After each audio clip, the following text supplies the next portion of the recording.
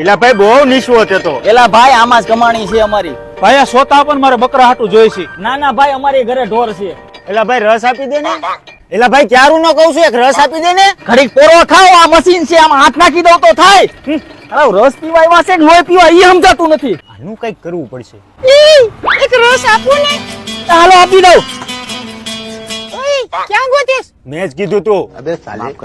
ભાઈ એક રસ આપી દો ને, શું ભાવ છે? ગ્લાસના 15 લોટાના 20. એટલા બધા થોડા હોય, લૂંટવા જ બેઠા છો.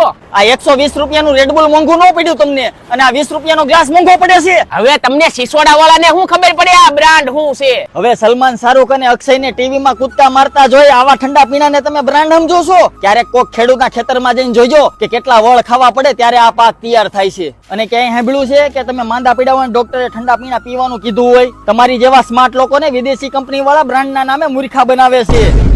This is a brand, power of farmer.